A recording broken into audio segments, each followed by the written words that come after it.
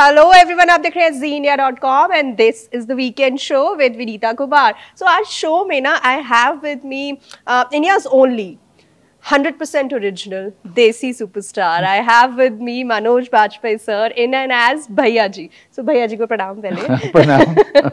Sir you know I watch the trailer, एक तो बहुत ही मतलब अमेजिंगली एंटरटेनिंग और मस्त है, मतलब बिल्कुल ही कमाल है। तो मुझे लग रहा है ये is this Bhiku Mhatre meet Sardar Khan somewhere?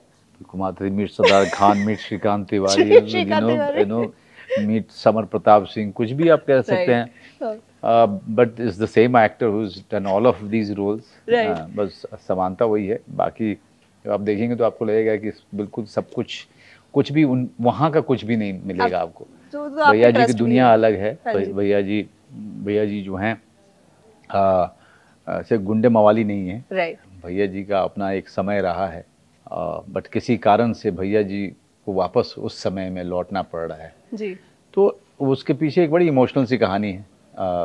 सौतेले माँ और सौतेले बेटे की कहानी है जी। सौतेले भाइयों की कहानी है, उनके आपस के रिश्ते की कहानी है। तो और उस मिट्टी की कहानी है जिस मिट्टी की कहानी हमने कहना छोड़ दिया है। हाँ जी। तो वापस से हम उस मिट्टी की बात कर रहे हैं, उस वहाँ के रिश्तों की बात कर रहे हैं जी। वहाँ के व्यवहार की और बोलचाल की बात कर रहे हैं। हाँ जी। तो इसीलिए जैसे बाघ का करेजा गाना है वो हमारे जी बाघ का करेजा जो है, हमने जो है दो लाइन देखेंगे आप तो पूरे हमने जो है ईस्टर्न यूपी और बिहार से बिहार को हमने जिंदा रखा है। हाँ जी। फिर उसको उसी लहजे में हिंदी में करके गाया भी है। तो हर तरीके से कल्चरली रूटेड बनाने की हमने कोशिश की है जी। और उसका कारण ये भी है कि भाई हम लोगों को ऐसा लगता है कि हमारी मेन स्ट्रीम फिल्में ज़्यादा रूटेड होंगी तो लोग थिएटर जाएंगे। हाँ क्योंकि उनसे जो किरदार हैं उनसे वो रिलेट कर पाएंगे जी। तो सर जब मैंने ये देखा ना तो इनफैक्ट बाघ का करेजा भी जब मैं देखी थी उसमें तो खैर आप नहीं डांस कर रहे हैं, उसमें आपके विजुअल्स ही है, but I don't know why it took me back to your सपने में मिलती है, you know, Kudi Meri, and I know how iconic that is. You know, it's fabulous, it's wonderful, lives with you. You know, one of your initial days का one of your the most iconic thing. So did you miss that? कि यार वो नहीं चल रहा है, वो नहीं कर पा रहे हैं कैसे ना कैसे, तो let's do that in भैया जी। नहीं भैया जी में क्या था कि हमें गाने चाहिए थे, 2-3 गाने चाहिए थे। एक वेडिंग गाना है, एक सैड गाना है, और एक ये वीर रस वाला गाना हमको चाहिए था। तो मुझे पता था कि हिंदुस्तान में अगर बिहार यूपी के गानों की कमाल की समझ किसी को है मनोज तिवारी को। लेकिन वो राजनीति में चले गए। मैं हमेशा कहता हूँ कि हाँ हमारा नुकसान हुआ कि उन्होंने गाना बहुत ज़्यादा कम कर दिया। लेकिन मनोज तिवारी जी को मैंने एक फ़ोन किया कि सर आप करोगे, तो आ गए, बम्बई आ गए इमीडिएटली नेक्स्ट फ्लाइट लेके। और दोनों गानों को जो है उन्होंने उसी समय 1 घंटे के अंदर बना दिया। और पहला गाना तो लोग सुन करके मतलब सुपर हिट है वो बाघ का करेजा, वापस से हम उसको फिर से प्रमोट करेंगे। लेकिन जब सैड गाना सुनेंगे आप तो आप कई साल तक सुनते रहेंगे आप। एक तीसरा गाना है जो दीपक ठाकुर ने, जो बिहार का लड़का है, बहुत ही यंग है, 30-32 साल, तो वो उसने कंपोज भी किया और गाया भी है। वो बहुत ही कमाल का टैलेंट हमने ढूंढ निकाला है। तो वो उसको भी हम उसके गाने को भी प्रमोट करेंगे। तो ये बहुत सारे मटेरियल हैं जो आने वाले हैं हमारे। जी। तो अच्छा लगेगा आपको। वीर रस का गाना है ये बाघ का करेजा। हमको बाघ का करेजा हमको वीर रस वाले गाने चाहिए थे, कोई गाना चाहिए था, और मनोज तिवारी जी ने फटाक से 15-20 मिनट में बना दिया था। जी sir, you know I mean kudos to Apurva जिन्होंने ना मतलब एक ऐसा टैगलाइन दिया जो कि आप बोल रहे हैं, आप बता रहे हैं दर्शकों को कि वो you were not approving that देसी सुपरस्टार आपको बोला गया। सर मेरे को ना लगता है कि over around 30 years in the industry, and मुझे लगता है also one of those actors you know जिन्होंने ना शुरू 90s से you know you did what Shool Satya everything you know Pinjar fabulous. तो सर मुझे लगता है कि स्टारडम ना वाज ऑलवेज योर्स, मतलब था ही यू नो। अब whether you agree or not agree with this you know tagline देसी सुपरस्टार, ये आपका है you know, बहुत टाइम से था।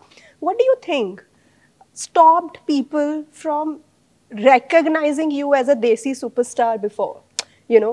आई डोंट नो, मतलब मैं, और दूसरा क्या था कि मैं ज़्यादातर स्टोरी ओरिएंटेड और कैरेक्टर ओरिएंटेड फिल्में करता रहा हूँ मैं। तो कभी मास वाली फिल्म जैसे एक सत्यमेव जयते की थी मैंने, हाँ. और एक राजनीति की थी, right. और एक बागी 2 में एक नेगेटिव रोल किया था मैंने। अदरवाइज मैंने जल्दी मासी वेरी मेन स्ट्रीम फिल्म से मैं ज़्यादा जुड़ा नहीं रहा, तो शायद इसलिए भी जो है लोग उस तरह से कभी देखा नहीं। उन्होंने एक एक्टर के तौर पे देखा, मैं बहुत खुश था और अभी भी खुश हूँ कि I want to be known as an actor only.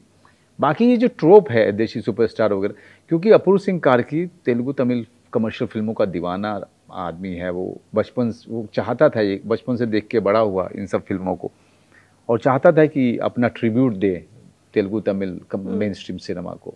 तो सारे ट्रोप्स उसने इस्तेमाल किए, वो जैसे वहाँ पे पावर स्टार होते हैं, मेगा स्टार कहते हैं, स्टाइल स्टार कहते हैं, उसी तरीके से उसने देशी सुपरस्टार निकाला कि वही सारे ट्रोप इस्तेमाल करके पब्लिसिटी करने का। तो इसलिए शुरू में मैंने हटवा दिया था, लेकिन बाद में उन्होंने कहा नहीं सर हमने हटा दिया उसको, आपने कहा तो, लेकिन इन लोगों ने बेवकूफ़ बनाया। जब रिलीज किया तो मैंने देखा कि डाल दिया, तो मैंने मैं इस तरह के टैग मुझे कभी चाहिए नहीं, मैं इस तरह का टैग कभी चाहिए, क्योंकि मैं स्टारडम कभी चेज ही नहीं कर रहा था, कभी भी नहीं चेज नहीं किया मैंने, हमेशा एक्सीलेंस चेज किया है ना, and I have been very very happy and comfortable with it. But वो अपूर्व सिंह कार्की का सपना रहा था कि इस तरह की फिल्म हमारी मिट्टी के लिए बने, और उसने बहुत बढ़िया फिल्म बनाई है, बहुत ही बढ़िया फिल्म। सर एक ना कुछ आई थिंक लास्ट वीक या earlier this week you gave an interview जिसमें ना आपने कुछ बात किया कि how Yash Chopra wanted to do a film with you and he was very adamant on casting you in Veer Zara. I think that was also one of the reasons why you did Veer Zara. But then you made a statement, you said that he told you कि मैं ऐसे actors के लिए film, तेरे जैसे actors के लिए film नहीं बनाता हूँ, पता नहीं फिर कब काम करने को मिले। एक तो sir did you get emotional in that moment and say yes to Veer Zara? I mean, Yeshi के साथ कौन काम नहीं करना चाहता, इतने बड़े लेजेंड रहे, इतने सालों से कमाल फिल्में बनाई उन्होंने। मेरे लिए दाग, त्रिशूल और दीवार कभी मैं भूल नहीं सकता, कितना बड़ा इम्पैक्ट मेरे दिमाग में रहा उन सब फिल्मों का। तो उनका मुझे बुलाना और ये कहना कि तुम मेरे लिए ये रोल कर ले, काफ़ी था। आई थिंक मैंने अपनी ज़िंदगी में यश चोपड़ा के साथ काम किया, ये कितनी बड़ी चीज़ है। मैंने श्याम बेनेगल के साथ काम किया, गोविंद नहलानी के साथ काम किया, महेश भट्ट के साथ काम किया, तो ये सब उपलब्धियां हैं मेरे लिए। जी। And sir second, you know when somebody tells you कि यार हम आपके जैसे actors, and also I think probably because they are keeping in a higher pedestal, you know that we don't make films with actors like you, do you think that has changed? अभी चीजें बहुत बदल गई हैं, अभी बहुत बदल गई हैं। अब तो हीरोज भी कैरेक्टर ओरिएंटेड फिल्में करते हैं, अब तो उस तरह, तो बेसिकली यश जी के कहने का मतलब ये था कि जो जिस तरह की फिल्म जैसे वीर ज़ारा हो या फिर और भी बाकी जो फिल्में यशराज जो फिल्में बना रहे थे उस समय उनके पास ऐसा कुछ दिख नहीं रहा था कि आगे मेरे लिए कुछ होगा, और था भी नहीं। आप आगे की फिल्में उनकी देखिए, तो वो सही थे, लेकिन मुझे अच्छी बात क्या लगी कि वो फॉल्स होप नहीं दे रहे थे, ऑनेस्ट आदमी थे, ऑनेस्ट, बहुत ही ऑनेस्ट, कि जो था वो चेहरे पे था। पर sir then what stops you from working in a film directed by Bhansali, directed by Karan Johar, directed by Adi Chopra for that matter? You ask them. It doesn't stop me. Yeah. The director has to offer you, right? It's never the other way around. Yeah. So coming back to Bhaiya Ji, right? You know, this is a film which belongs to Heartland, as you mentioned. You know, but then we have a Heartland industry, Bhojpuri film industry. You know, जहाँ पे of course, like you mentioned, Manoj Tiwari, it's a superb talent. Ravi Kishan है जो I think OTT में is also doing fabulous business. We have Nirahu and you know other talented. But you know, sir, somehow it still lacks stories. It still lacks content. And मेरे को ऐसा लगता है as an audience, we see more objectification of women and more that titillation, you know, in the Bhojpuri stories, film industry. Why is that and why can't we change that, sir? नहीं, देखिए अभी के समय में तो उस तरह से नहीं बन रही है, लेकिन कुछ एक लोग हैं जो भोजपुरी में मैथिली में बहुत अच्छा काम कर रहे हैं। अब गामक घर है, गामक घर अगर आप देखिए इंडिपेंडेंट फिल्म है, तो हम बात नहीं करते मैथिली में बनी है। तो हम भी तो मेन स्ट्रीम सिनेमा जब बनेगी तभी हम उसकी बात करेंगे। लेकिन एक नितिन चंद्रा का भाई है, वो लगातार काम करता रहता है, लेकिन वो सारी चीज़ों को एक फिल्म बनाई थी उसने, पहली फिल्म, उसको रिलीज करने में उसकी जान निकल गई थी। जो फिल्म आप अच्छी बनाते हो, भले ही मेन स्ट्रीम हो, फैमिली ड्रामा हो, तो उसको डिस्ट्रीब्यूटर्स और एग्जीबिटर्स से सपोर्ट मिले तब तो आदमी आगे और काम करे, है ना। और उसके अपने बहुत सारे लॉजिस्टिकल प्रॉब्लम्स हैं। अगर अच्छी चीज़ें बनाना चाहते हो तो जल्दी से उसके बैग नहीं मिलते हैं। हाँ जी।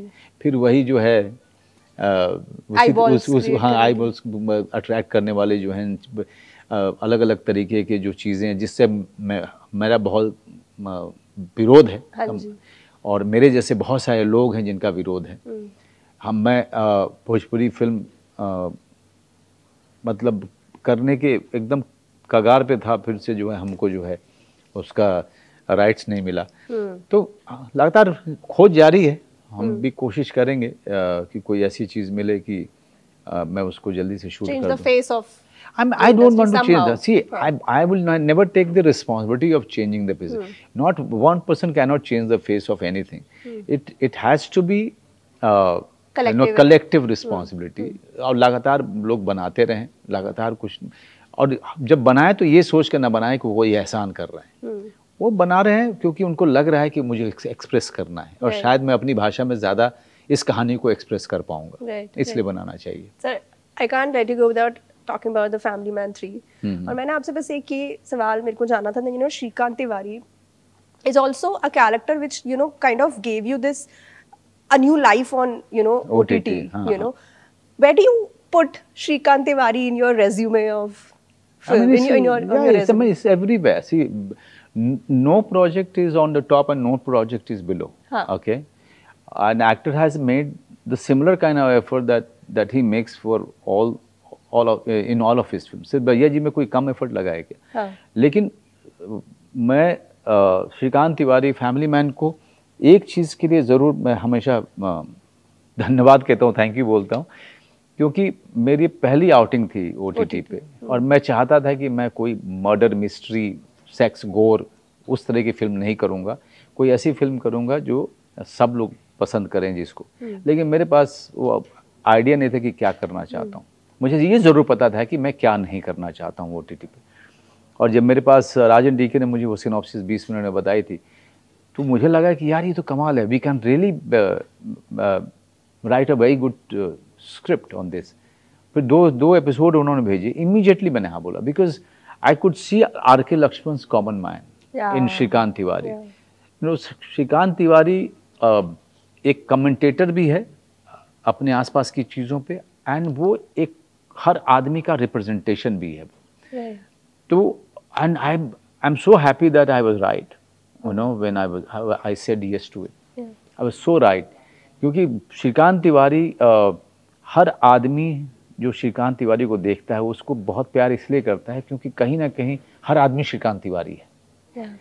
You know, that is why they relate to him so much, with his problems, with his laughter, with his that is, इसीलिए उसके abuses लोगों को offend नहीं करते। हाँ, क्योंकि relatable है उनके लिए।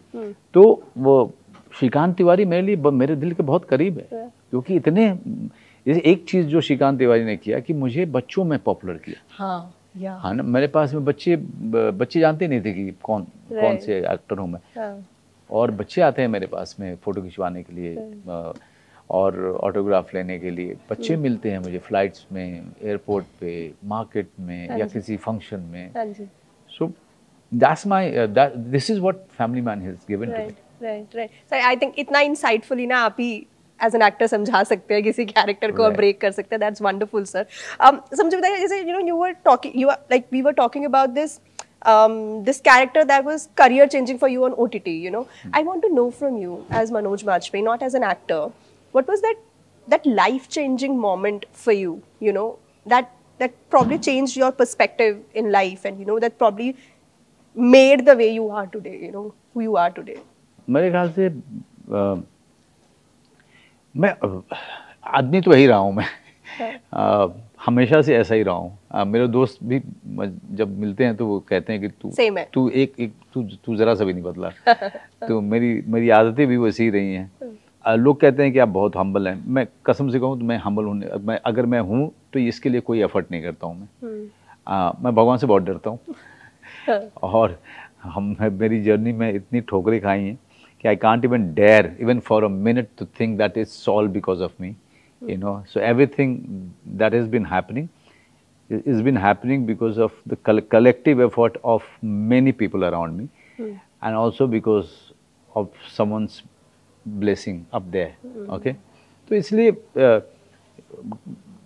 ये तो हमको संस्कार में मिले हैं ये सारी चीज़ें। हमको एफर्ट नहीं करना पड़ता है। शायद ये मेरी अपब्रिंगिंग का हिस्सा रहा है हमेशा से। मैं जो काम कर रहा हूँ कोई अनोखा नहीं है कि कोई अगर ऑफिस जाता है उससे अलग नहीं है। ये मेरा काम है, वो उसका काम है। So I am doing it because I love doing it, because I chose to do it, because I am passionate about it. There is nothing else to it. Thank you sir, I think that was fantastic. And before I wrap this up ना, मैं आपको request करती हूँ कि आप मेरे से पूछेंगे कि अब क्या होगा। अब क्या होगा? तो अब भैया जी आएंगे और तबाही मचाएंगे on May 24th in theaters near you. Welcome Manoj Bajpayee as भैया जी, क्योंकि ये निवेदन नहीं करते हैं, ये नरसंहार करते हैं। बहुत डिफरेंट है, बहुत अलग है सर। I am looking forward to this. और मैं आपको ये पर्सनल रिक्वेस्ट है, as I was telling you कि सर एक जर्नलिस्ट आप प्लीज पे कीजिए किसी शो में, किसी फिल्म में। मैं आपको बोलूंगी ये लीक मत छोड़िएगा। लाइक ऑफ कोर्स बंदा आप करते हैं शालीनता से और सभ्यता से, बट प्लीज ये सब भी थोड़ा बहुत करता रहूं, रखिए। चलिए कोशिश करता रहूंगा मैं। So thank you so very much for this chat, sir, and congratulations. All the best for Bhaiya. Thank you very much. Thank you for watching.